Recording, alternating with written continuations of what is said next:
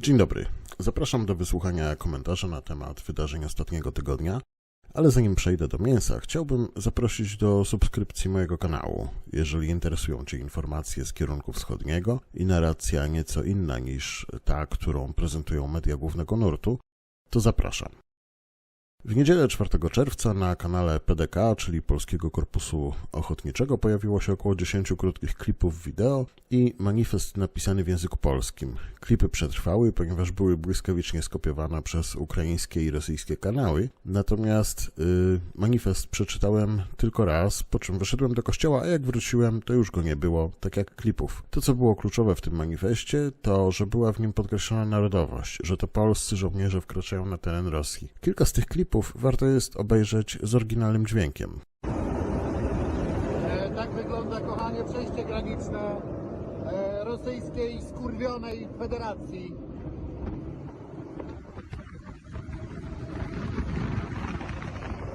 Które żeśmy rozjebali. Zobacz, jak ładnie.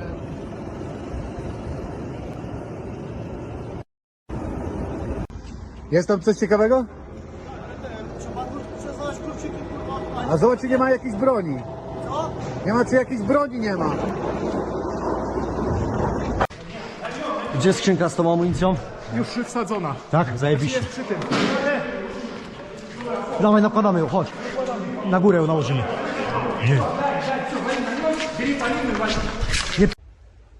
Kochanie, chciałem Ci powiedzieć, że odebrałem z nowej poczty przesyłkę.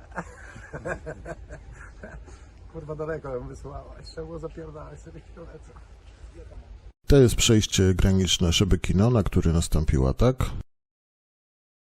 I teraz w pobliżu poczta Rosji. Najbliższa znajduje się w miejscowości Nowata Wołżanka. Jak sobie klikniemy, to widzimy tutaj właśnie budyneczek z szyldem Poczta Rosji. Charakterystyczny budynek z cegły. Jeszcze sobie włączymy Street View.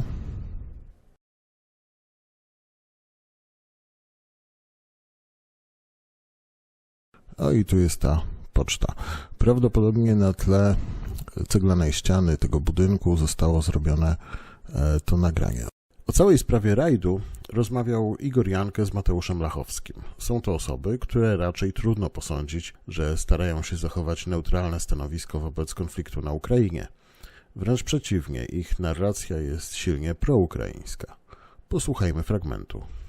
Myślę, że taka wojna nerwów jest wywoływana u Rosjan w tej chwili. Też to, co się działo w obozie białgorodzkim po raz kolejny na terytorium Rosji, gdzie wiemy, że dział Rosyjski Korpus Ochotniczy, też oddziały rosyjskie, ale również Polski Korpus Ochotniczy, który współpracuje z Rosyjskim Korpusem Ochotniczym. Te nagrania się pojawiły niedawno, że oni też byli z Rosjanami na terytorium Rosji. To możemy oceniać różnie, no bo jednak zaangażowanie Polaków w taki atak to jest większa sprawa, myślę. To wydaje się ryzykowne. Dokładnie. Niezbyt politycznie rozsądne. Tak, natomiast na to nie mamy wpływu żadnego. To znaczy, to jest oddział, który podlega bezpośrednio pod ukraiński chór, czyli pod wywiad wojskowy. No i ten wywiad wojskowy, którym kieruje Kiryło Budanow, od jakiegoś czasu przeprowadza takie uderzenia, które destabilizują Rosję. On jest odpowiedzialny, właściwie właśnie sam dowódca wywiadu wojskowego, ale przede wszystkim cały wywiad wojskowy jest odpowiedzialny za ten szereg uderzeń, które miały miejsce na terenie Rosji, ale też między innymi za sytuację z Mostem Krymskim z jesieni. I wydaje się, że po prostu to jest w interesie Ukraińców, żeby takie uderzenia przeprowadzać. Paradoksalnie też może być też w interesie to, żeby Polacy w tym brali udział. No ale to pytanie, czy to jest w polskim interesie, to już zostawiam tak dla ciebie, dla widzów ze znakiem zapytania. No ale tak jak powiedziałem, oni podlegają pod wywiad, więc Ukraińcom jest to na rękę. Pytanie, czy to jest dla Polski, w polskim interesie. No to jest bardzo ryzykowne. Jak usłyszeliśmy, sprawa jest niezbyt rozsądna politycznie, to jest bardzo ryzykowne oraz, że Ukraińcom jest to na rękę. Panowie ślizgają się tutaj po temacie, bo z jednej strony widzą oczywiste zagrożenie, ale z drugiej nie chcą skrytykować Ukrainy. Na czym niby ma polegać to zagrożenie dla Polski I dlaczego takie akcje są na rękę Ukraińcom? Odpowiedź jest banalnie prosta, ale mimo iż panowie ją znają, to nie odważyli się tego powiedzieć wprost. Otóż ryzyko polega na tym, że takie akcje mogą spowodować odpowiedź Rosji wobec Polski, a nie wobec Ukrainy. Dlaczego byłoby to na rękę Ukraińcom? To też jest oczywiste. W interesie Ukrainy jest umiędzynarodowienie konfliktu. Wciągnięcie Polski, a może nawet całego NATO, byłoby dla Ukrainy bardzo korzystne, niemalże zbawienne w obecnej sytuacji. Ale dla nas już nie. Ten przykład doskonale pokazuje, że interesy Polski i Ukrainy mogą być sprzeczne na poziomie strategicznym. Ukraina chciałaby, żeby wojna rozlała się na Europę, a w interesie Polski jest, żeby jednak walki toczyły się co najmniej 1000 km od granic RP, jeżeli już w ogóle mają się toczyć. Warto jednak mieć świadomość intencji Ukraińców. Celem tej akcji w Białgorodzie było prowokowanie Rosji do odpowiedzi wobec Polski. Tak należy na sprawę patrzeć. I romantycy wierzący w jakąś wielką przyjaźń polsko-ukraińską muszą jakoś zracjonalizować tę wiedzę, że nasi przyjaciele chcą nas wepchnąć do wojny z Rosją.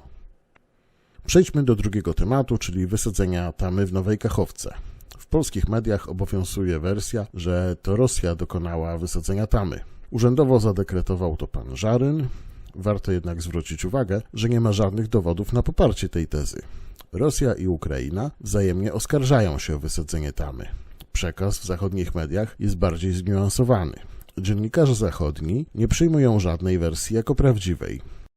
Does it seem believable to you that Russia would destroy a dam and flood ethnic Russian villages and cut off the water supply to Crimea? I mean, that doesn't seem logical. It seems about as logical as blowing up one's own pipeline, doesn't it? We've come to no conclusions on this. We're working with the Ukrainians. We'll try to get as much information as we can. W Polsce pojawiła się ciekawa narracja, że Rosja wysadziła tamę w celu zapobieżenia ukraińskiej kontrofensywie. Tę narrację powielił również pan Żaryn. Warto jednak zadać kilka pytań. Po pierwsze, warto jest zaznaczyć, że forsowanie wielkich rzek jest jedną z najtrudniejszych operacji logistycznych, szczególnie na takich wielkich rzekach jak Dniepr, gdzie w dolnym biegu rzeka ma szerokość od 400 metrów do kilku kilometrów szerokości w rejonie zalewu. Powstaje zatem pytanie, jeżeli by przyjąć, że Ukraińcy rzeczywiście szykowali się do ataku przez Dniepr, to czy nie byłoby korzystniej wpuścić ukraińską ofensywę na wschodni brzeg Dniepru i dopiero wtedy wysadzić tamę? Doprowadziłoby to do faktycznego okrążenia wszystkich nacierających oddziałów, ponieważ byłyby odcięte od zaopatrzenia. Co więcej, zniszczenie tamy spowodowałoby, że wszystkie tymczasowe przeprawy, mosty pontonowe, transportery pływające zostałyby stracone i spłynęłyby z wielką falą do Morza Czarnego. Właśnie dlatego Rosjanie wycofali się z Chersonia bez walki, ponieważ wiedzieli, że nie uda im się utrzymać linii logistycznych przez Dniepr. Skoro podobno Ukraińcy chcieli się zapakować w taką pułapkę, to czemu Rosjanie wysadzili tamę przed ofensywą? Przecież oddziały na zalanym obszarze bez zaopatrzenia byłyby zniszczone bez wysiłku, być może nawet siłami samej natury. Po drugie, specyfika ukształtowania terenu jest taka, że zachodni brzeg jest wysoki, natomiast wschodni niski. To właśnie dlatego Cherson w całości jest położony na zachodnim brzegu, a nie po obu stronach rzeki, jak to zazwyczaj jest z miastami, że rozrastają się równomiernie po obu stronach rzeki. Na lewym brzegu Dniepru są bagna, wysepki i tereny zalewowe, czyli wysadzenie tamy powoduje zalanie głównie lewego brzegu okupowanego przez Rosjan, podczas kiedy powodzie na prawym brzegu będą relatywnie niewielkie. Dobrze pokazuje to symulacja fali powodziowej. Wysadzenie tamy nie tylko spowodowało zalanie rosyjskich linii obrony, ale również wywołało katastrofę humanitarną na okupowanych terytoriach, którą teraz Rosjanie, a nie Ukraińcy muszą się zajmować.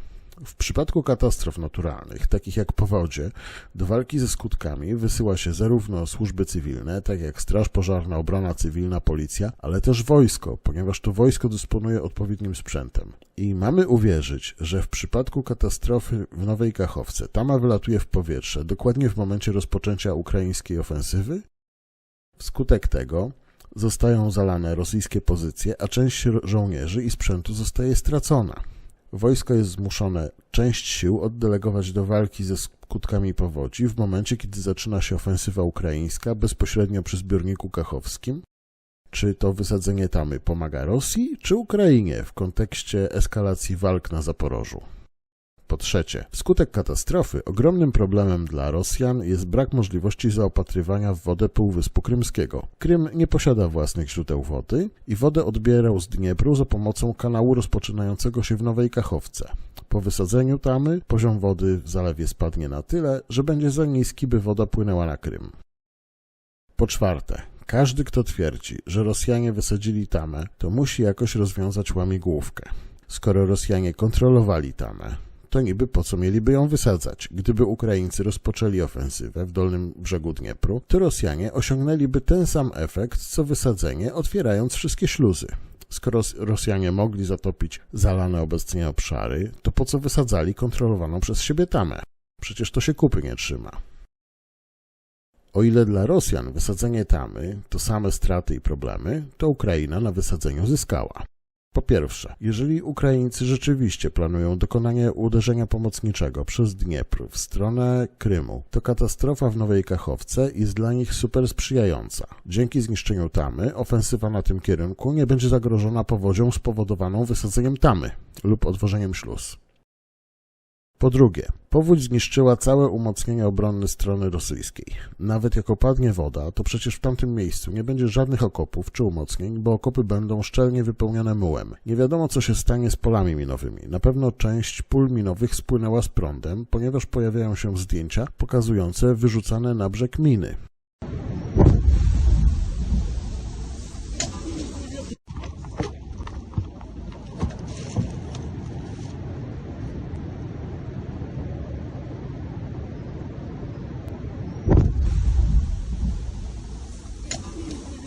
W każdym razie prace inżynieryjne Rosjanie mogą zaczynać od zera. Po trzecie, po spłynięciu całej wody z Zalewu Kachowskiego, Dniepr, koryto rzeki, będzie o wiele węższe i ewentualna przeprawa będzie dużo prostsza niż przez kilkukilometrowy zalew. Warto tutaj przypomnieć, że jeżeli mówimy o celowym wysadzeniu tamy w Nowej Kachowce, wariant ten był już rozważany przez stronę ukraińską podczas walk o Chersoń jesienią ubiegłego roku. Ukraińcy dokonali wtedy próbnego ataku przy pomocy HIMARS-ów na tamę w Nowej Kachowce, o czym wspominał generał Andrzej Kowalczuk. Atak ten miał na celu sprawdzenie, czy można częściowo wysadzić śluzę, aby wywołać powódź na tyle dużą, żeby zerwać rosyjską logistykę, ale na tyle małą, żeby nie dokonać zbyt dużych zniszczeń dla ludności cywilnej. Ostatecznie plan wywołania powodzi został zarzucony. Przedstawiłem tutaj argumenty za tym, że w zasadzie wszystkie znaki wskazują na to, że to nie Rosja wysadziła tamę, ale Ukraina. Ale czy są jakiekolwiek argumenty za tym, że to jednak Rosja jest odpowiedzialna za katastrofę? Głównym argumentem jest wykres pokazujący poziom wody w zbiorniku. Jak widzimy, w lutym bieżącego roku stan wody spadł do minimalnego poziomu w ciągu całej historii monitoringu przez portal HydroWeb, a następnie gwałtownie podniósł się do historycznie wysokiego poziomu. Zwolennicy rosyjskiej winy za katastrofę interpretują to jako dowód, że Rosja celowo zgromadziła olbrzymie zasoby wody, żeby katastrofa była większa. Jednak nie wyjaśniają, po co Rosjanie najpierw spuścili wodę do minimalnych historycznie poziomów. Odpowiedź na to pytanie jest dość obciążająca stronę ukraińską. Jak wiadomo, Ukraińcy od roku próbują przejąć kontrolę nad elektrownią w Enerhodarze. Regularnie prowadzili odstrzał elektrowni i wysyłali oddziały dywersyjne. Sami Ukraińcy twierdzili, że spuszczenie wody z Zalewu Kachowskiego miało na celu utrudnienie działalności dywersantów. Ukraińcy postanowili go szybko napełnić, aby uniemożliwić powolne spuszczenie wody, bo szybkie spuszczenie wywołałoby powódź. W tym celu rozpoczęli masowy spust wody do zbiornika na początku kwietnia. Pojawiło się w sieci kilka filmów pokazujących masowy spust wody na tamie w Dnipro. Na filmie widoczne są w oddali drzewa bez liści, co potwierdza mniej więcej czas nagrania. 4 штуки в этом году открыли, такого я еще в жизни не видел.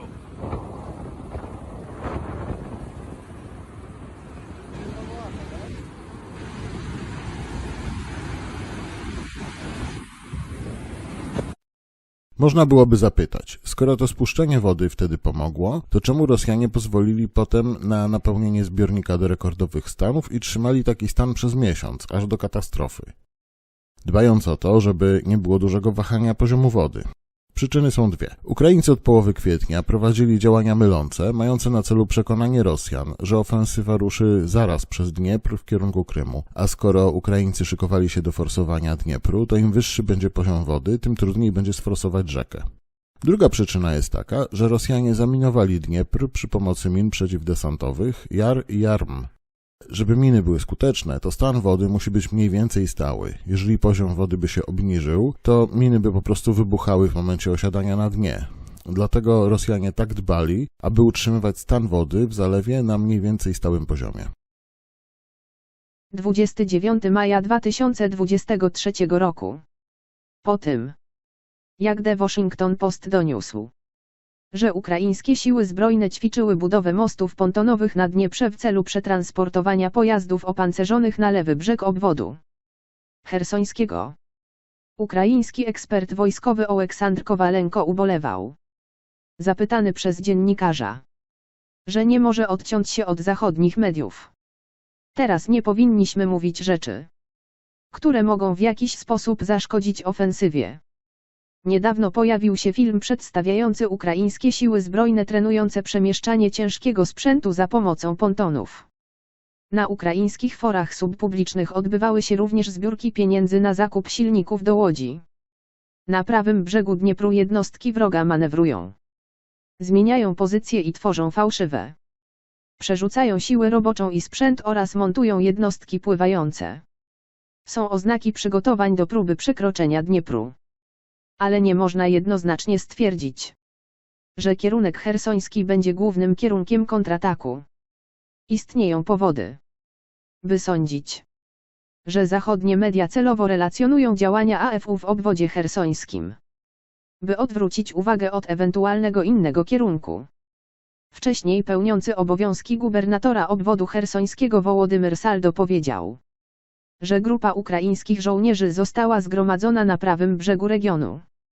Podkreślił, że ukraińskie siły zbrojne zabierają praktycznie całą małą flotę. Statki i łodzie używane przez mieszkańców do przemieszczania się po Dnieprze i jego dopływach. Uwagę zwraca to, że w okresie poprzedzającym wysadzenie Tamy władze wojskowe Ukrainy zarekwirowały cały cywilny sprzęt pływający w obwodzie chersońskim, włączając w to nawet pontony i motorówki pod pretekstem, że będzie to sprzęt niezbędny do forsowania Dniepru. Zupełnie przypadkowo w czerwcu w powietrze wylatuje Tama, a władze mają już przygotowany sprzęt ratowniczy. Co za przypadek? Podsumowując, Ukraińcy manewrami mylącymi skłaniali Rosjan do utrzymywania wysokiego stanu wody. W wyniku tego po wysadzeniu Tamy zostały zatopione pozycje rosyjskie na lewym brzegu. Została wywołana katastrofa humanitarna na okupowanych przez Rosjan terenach. W dodatku, jeżeli teraz Ukraińcy chcieliby rzeczywiście dokonać pomocniczego uderzenia w dolnym biegu Dniepru w kierunku na Krym, to nie będą już zagrożeni możliwością wysadzenia Tamy przez Rosjan. Wszystkie straty wynikłe z tej katastrofy leżą po stronie rosyjskiej, wszystkie zyski po ukraińskiej. Dlaczego jest taka silna narracja, że to Rosja wysadziła Tamę? Bo przyznanie, że mogliby zrobić to Ukraińcy, jest oskarżeniem ich o zbrodnię wojenną. Wysadzenie Tamy jest określone w konwencji genewskiej jako zbrodnia wojenna. Doradca prezydenta Załańskiego, Michajło Podolak, próbował to wykorzystać. Jeśli świadomie przyznacie, że Rosja użyła wysadzenia elektrowni wodnej jako broni niekonwencjonalnej, której skala dorównuje niszczycielskim działaniom broni masowego rażenia, ponieważ jest to broń niekonwencjonalna, wyraźnie nastawiona na zniszczenie jak największej liczby ludności cywilnej i maksymalne zniszczenie infrastruktury cywilnej. To oczywiście przyznając, że Rosja dokonała tego ataku terrorystycznego. Trzeba przyznać się do drugiego kroku, czyli legalne uznanie Rosji za kraj terrorystyczny, powiedział Podoliak.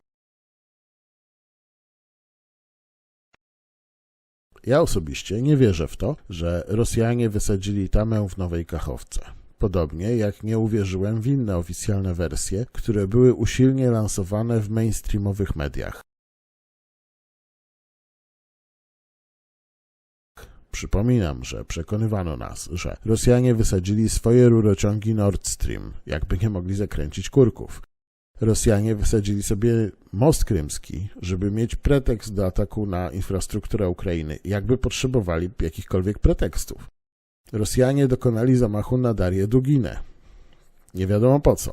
Rosjanie ostrzeliwali kontrolowaną przez siebie atomową elektrownię na Zaporożu, przy czym, co ciekawe, Rosjanie nie ostrzeliwali nigdy żadnej elektrowni atomowej kontrolowanej przez Ukraińców, nawet podczas największej fali nalotów na ukraińską energetykę.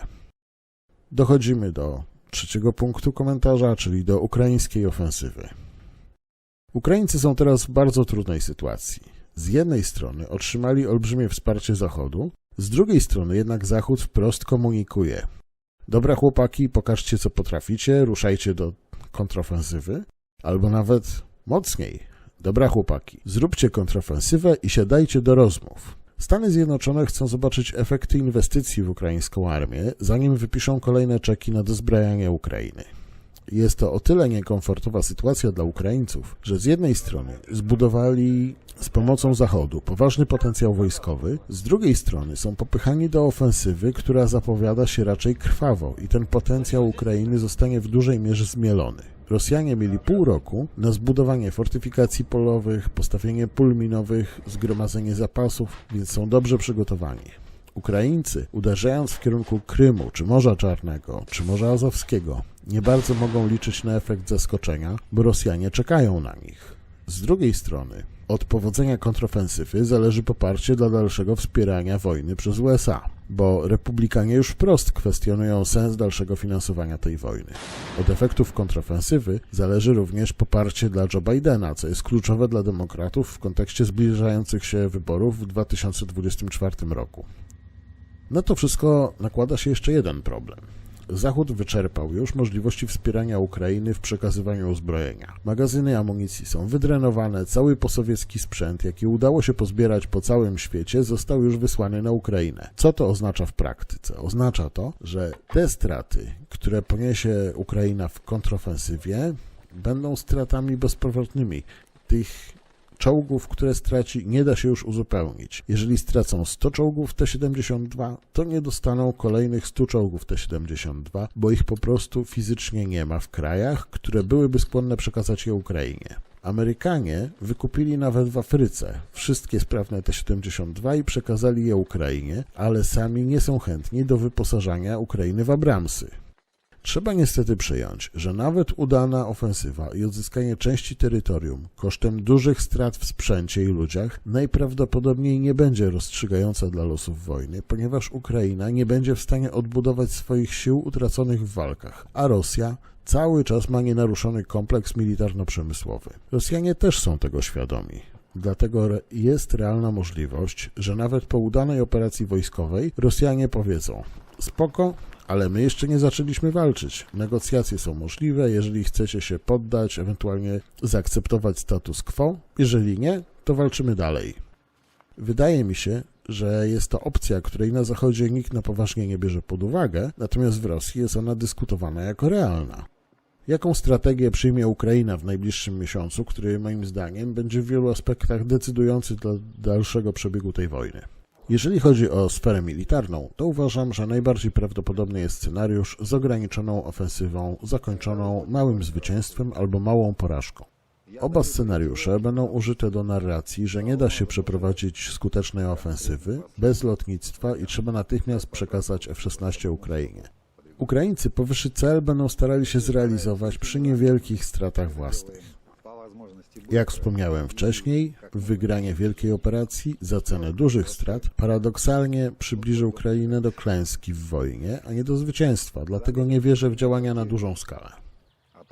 I tak dochodzimy do tego, co łączy atak polskojęzycznych pracowników ukraińskiego wywiadu wojskowego działających wbrew interesom Rzeczpospolitej z wysadzeniem tamy w Nowej Kachowce i z ukraińską ofensywą. Otóż moim zdaniem wiele wskazuje na to, że tego typu działania, czyli dywersja i lub katastrofy, będą istotnym elementem najbliższego etapu wojny.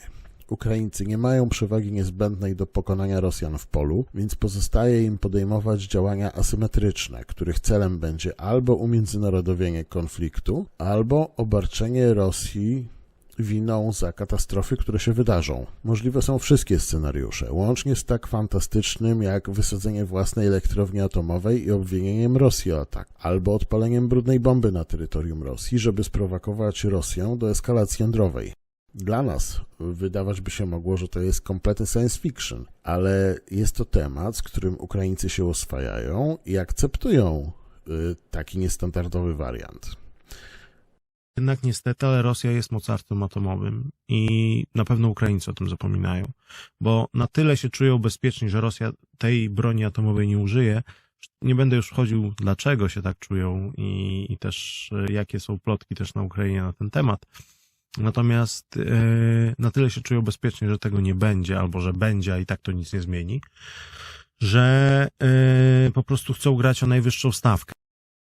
Ja może dopowiem, co Ukraińcy mówią między sobą, a pan Lachowski akurat to przemilczał.